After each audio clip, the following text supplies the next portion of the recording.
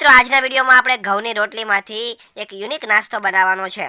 તો મિત્રો તમારે સૌપ્રથમ જે ઘરમાં 1 2 3 રોટલી જે વધેલી હોય સવારની બપોરની એને તમારે લેવાની છે ને ત્યારબાદ તમારે વ્યવસ્થિત ગોળ પપડું વાળી લેવાનું છે અને કાતરની મદદથી આવી રીતના તમારે ગોળ ગોળ કટિંગ કરી લેવાનું છે, એટલે કે ગોળ ગોળ ચકેડા કરી લેવાના છે અને એને પણ તમારે વચ્ચે વચ્ચેથી કટિંગ કરી લેવાનું છે, એટલે કે એક સ્ટ્રીપ જેવી રોટલી બની જશે। હવે મિત્રો તમારે જેટલી પણ રોટલીનો નાસ્તો કરવો હોય એટલી રોટલીનું તમારે કટિંગ કરી લેવાનું છે।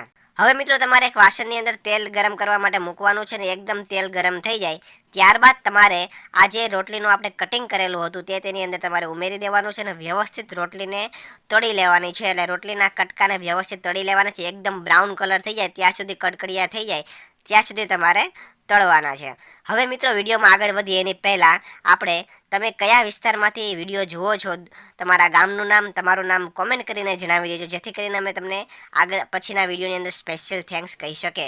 તો મિત્રો લાસ્ટ વિડીયોનો સ્પેશિયલ થેન્ક્સ વિકાસભાઈ રાઠોડને સુરતથી, વિનોદભાઈ પાનેલિયાને જુનાગઢથી, સંજયભાઈ જેઠવાને સાઉથ આફ્રિકાથી, નંદલાલભાઈ ઠક્કરને વલસાડથી અને ભરતકુમાર પરીખને સિડની ઓસ્ટ્રેલિયાથી જાય છે।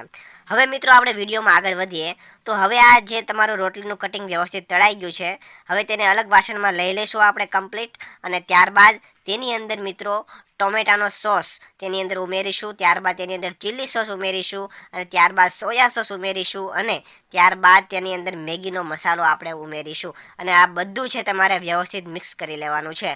એકદમ વ્યવસ્થિત મિક્સ થઈ જાય ત્યારબાદ તેને આપણે અલગ પ્લેટની અંદર પણ લઈ લઈશું અને તેની ઉપર આપણે સફેદ તલ વેરી દેવાના છે અને એના ઉપર આપણે લીલા ધાણા એટલે કે કોથમીર પણ ઉમેરી દેવાની છે। તો મિત્રો આવી રીતના તમે જોઈ શકો છો એકદમ યુનિક નાસ્તો બનીને તૈયાર થઈ ગયો છે ને આ નાસ્તો મિત્રો નાના મોટા બધા લોકોને ખૂબ જ પસંદ આવશે। તો તમારા ઘરમાં પણ જો રોટલી વધેલી હોય તો એને નાખી દેવાને બદલે આવી રીતના તમે રોટલીનો ઉપયોગ કરીને એક મસ્તનો યુનિક નાસ્તો બનાવી શકો છો। તો મિત્રો તમને આ વિડીયો કેવો લાગ્યો કોમેન્ટ કરીને જણાવજો અને આવા જ અવનવા વિડીયો જોવા માટે આપણા ફેસબુક પેજને ફોલો કરી દેજો અને યુટ્યુબ ચેનલને સબસ્ક્રાઈબ કરી દેજો। ધન્યવાદ।